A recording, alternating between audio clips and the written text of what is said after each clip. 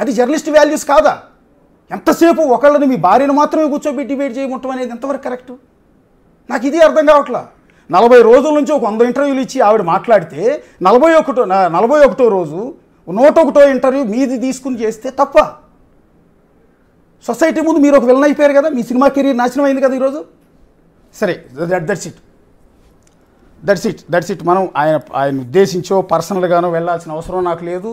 నాకేం ఆయనతో వైరము లేదు, ప్రేమ లేదు. ఒకటి మీరు చెప్పాలనుకోని చెప్పండి. ఒకటి నేనేమంటానంటే, మీ భార్య వెనకుండి మొత్తం ఆయనే నడిపిస్తున్నాడని మీరు ఒక అలిగేషన్ చేస్తున్నారు. ఎలిగేషన్ కాదు, నిజం. ఎందుకు? ఆయనకేమో ఇంట్రెస్ట్ ఉంటుంది. ఆయన తరఫునే మాట్లాడుతున్నానండి. ఆయనకేం ఇంట్రెస్ట్ ఉంటుంది? ఆయన అడగండి. అది ఆయన అడగండి. మూర్తి, నేను చెప్తున్నా, కోర్టులో నేను డైవర్స్ ఫైల్ చేశా. కోర్టులో మేము చూసుకుంటాం. దయచేసి వాళ్ళని రెచ్చగొట్టబాక, మమ్మల్ని రోడ్డు మీద పెట్టబాక. ఆ అమ్మాయి మీడియాకి ఎక్కొద్దు, నేను మీడియాకి ఎక్కొద్దు. ఆల్రెడీ అన్నీ మాట్లాడింది కదా, సరిపోద్దుగా. ఇంకేమన్నా క్రియేట్ ఇప్పుడు రేపు 10 రోజులు అంటే వాయిస్తారంటున్నాను. ఒకవేళ నేను మాట్లాడి పేరు ఎత్తితే 40, అదే ఇంకా ఎంత బ్యాడ్ ఇంకేమన్నా క్రియేట్ చేస్తారు నాకేం తెలుసు. బాబు వెళ్ళి అప్పుడు బ్లడ్ తీసుకోండి ప్లీజ్. నాకైతే డ్రగ్స్ అలవాట్లు ఏం లేవు. ఉంటే ఏదో ఉంటుందంట, తీసుకోండి. నా సిస్టర్కి కూడా లేవు, నా సిస్టర్ని కూడా అన్నారు. దారుణం. మరి ఆయన మరి లేడీస్ అది ఇది అంటున్నాడు కదా, మరి మా సిస్టర్న మరి ఆయన అంటే ఏం చేస్తున్నాడు సినిమా?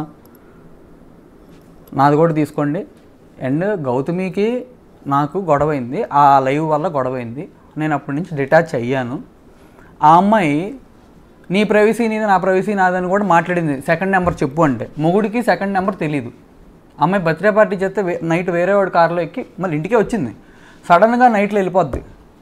ఇవన్నీ తట్టుకొని నేను ఎలా తట్టుకోవాలి? అమ్మాయి డ్రింక్ చేసి నా ఫోటో కాల్చింది. అసలు ఆ అమ్మాయి, నేను ఈ తప్పులు అంటలా, మేము ఇద్దరు లవ్ చేసుకున్నాం.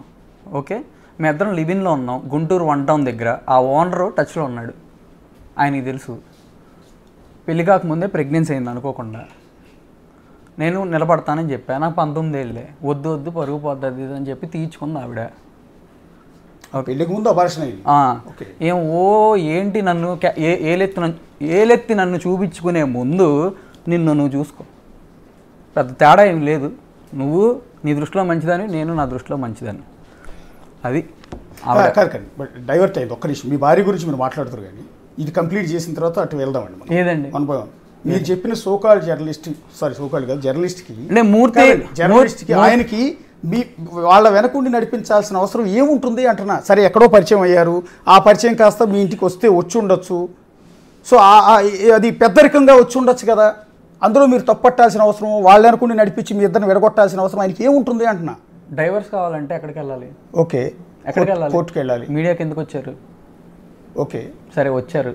నిన్న ఎన్టీవీలో నేను డబ్బు గురించి మాట్లాడితే అడిగితే చెప్పు తీసి కొట్టించుకుంటా, రాళ్ళు సిరుచుకుంటా. ఒక్కసారి నేను ఇచ్చిన ఆడియో ప్లే చేయండి ప్లీజ్. ఓకే ప్లే చేస్తాను. ఇది కన్క్లూడ్ చేసేయండి. ఆడియోలో 3 ఆడియోలు ఉన్నాయి. ఎక్కడో 4 ఆడియోలు ఉన్నాయి. ఎందుకంటే నేను ఎప్పుడు రికార్డింగ్ చేయలేదు, నాకు తెలియదు. మన పోలీస్ స్టేషన్లో 8 గంటలు కూర్చోబెడితే అప్పుడు జరిగిన డిస్కషన్ మొత్తం ఉంది ఆడియో. నా కర్మకి అది తప్పితే ఏం లేదు. నేనేదండి మీ భార్య భర్తల పంచాయతీలో ఒక జర్నలిస్ట్కి ఏం పని? అయ్యో సార్, నాకేం తెలుసు సార్, నేను తీసుకొచ్చాను. మీరు ఆయన మీద చేస్తున్న అలిగేషన్ ఏమో అంటున్నా నేను. అంటే తప్పుడు ఆరోపణ కూడా అయి ఉండొచ్చు కదా, మీ అనుమానం కూడా అయి ఉండొచ్చు కదా అంటున్నా. నేను TV5లో ఏం చెప్పాడు?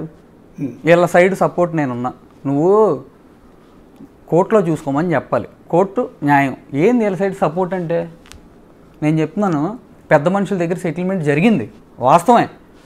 అప్రోచ్ అయింది నేను కాదు, వాళ్ళే అప్రోచ్ అయ్యారు. ఓకే, నాకు ఫోన్ చేశారు, ఇట్లాంటి 3 పిల్లల వాటి మీద మేము చెయ్యమన్నారు ఆయన, నరేంద్ర గారు. నేను అన్నాను, కాదన్నా నా వల్ల కావట్లా, నేను తట్టుకోలేకపోతున్నా, చేయండి, నా కొడుకు ఇబ్బంది పడతాడు, నేను అందుకే మాట్లాడలేదంటే ఈ చేస్తే మాకు బ్యాడ్, నేను చేయను, మొగుడి పిల్లలు మీ ఇద్దరు చూసుకోండి అన్నారు. లేదండి అంటే, సరే నీ గురించి నేను ఆలోచించను, అమ్మాయి గురించి ఆలోచించను, పుట్టిన బిడ్డ గురించి ఆలోచించి నేను తీర్పు చెప్తా, నీకు ఓకేనా? ఓకే. జిస్మత్ గురించి ఈ గొడవ అంతా ఆ అమ్మాయి సైడ్ చెప్తున్నా, నాదు పక్కన పెట్టండి. అప్పటి నుంచి జిస్మత్ గురించి జనవరిలో నేను రాశా, కలిసి ఉంటామని రాశా. రికార్డింగ్లో అమ్మాయి చెప్పింది, వినండి, నా కొడుకుని చూపించట్లా. ఆయన అంటున్నది ఏంటంటే, నేను పోలీస్ స్టేషన్లో ఎవరికి ఫోన్ చేసి ఎలాంటి ఒత్తిడి తీసుకురాలేదు, నేను ఎలాంటి సపోర్ట్ చేయలేదు, ఇవన్నీ తప్పుడు ఆరోపణలు. నా కూతురు లాంటిది ఆమె, దాన్ని మీరు ఇంకో కోణంలో దాన్ని చేస్తున్నారు. నేనే సంతోషిస్తా. ఎందుకు అబద్ధం చెప్పాడు ఆయన ఒకసారి కలిసానని? ఆ అవసరం ఏంటి నాకు? మీరు చెప్పండి. నన్ను క్వశ్చన్లు వేస్తున్నారుగా, మీరు నాకు ఆన్సర్ చెప్పండి దానికి. ఏంటండి మాట్లాడరు? అంటే ఒక్కసారి ఇంటికి వెళ్ళాను అన్నాడు. చాలాసార్లు ఆయన సెల్ ఫోన్ టవర్ తీస్తే అక్కడ చాలాసార్లు వెళ్ళాడు అక్కడికి. నాకు పని వాళ్ళు చెప్పారు. ఏంటి అవసరం అంటున్నా నేను. అబద్ధం చెప్పాల్సిన అవసరం. నేను రెండోసారి వెళ్ళినప్పుడు వీడియో చూపించాగా, అంత ఈజీగా ఇన్స్టా రీల్ చేసుకుంటున్నాడు. నా ప్లేట్లో తింటా, నా డైనింగ్ టేబుల్ మీద కూర్చుంటా, ఆమెమో ఇంటర్వ్యూలు నేను కొనిచ్చిన సోఫాలో కూర్చుంటా ఇంటర్వ్యూలు ఇస్తున్నావా? నా డబ్బులతో నన్నే నా మీదకి వచ్చి పొడుస్తున్నారు. నేను అమ్మాయి హర్ట్ అయిందని, ఆ అమ్మాయి చేసిన వాటికి నేను చాలాసార్లు హర్ట్ అయ్యా, కానీ నాకు యోగం లేదు, సారీ చెప్పించుకునే యోగం లేదు. నేను sorry, please, I love you, కలిసి ఉందామని మొన్న మే వరకు పెట్టా. అవి కూడా స్క్రీన్ షాట్లు పెట్టా. మరి మే వరకు ఒక మొగుడు ట్రై చేస్తుంటే పెళ్ళానికి ఉండటానికి ఈయన పెద్ద మనిషి కూర్చోబెట్టి, నువ్వు చేసుంటే చేయబాక, మంచిగా ఉండు అని చెప్పొచ్చుగా. డైరెక్ట్ అటాక్ ఏంటి అసలు? నిన్న ఏం అవసరం మీడియాలో పెడతానికి? మేము ఆయన పేరు చెప్పామా? ఎందుకు ప్రూవ్ చేసుకుంటున్నాడు నా సపోర్ట్ లేదు అది ఇదని? మళ్ళీ నేను చేస్తున్నా అప్పుడు ఎందుకు ప్రూవ్ చేసుకుంటున్నాడు? నరేంద్ర గారు సెటిల్మెంట్ చేశారు, జెంటిల్మెన్ సెటిల్మెంట్. నేను చెప్తాను, నాకు క్యారెక్టర్ ఉంది ఇలాంటి విషయాల్లో.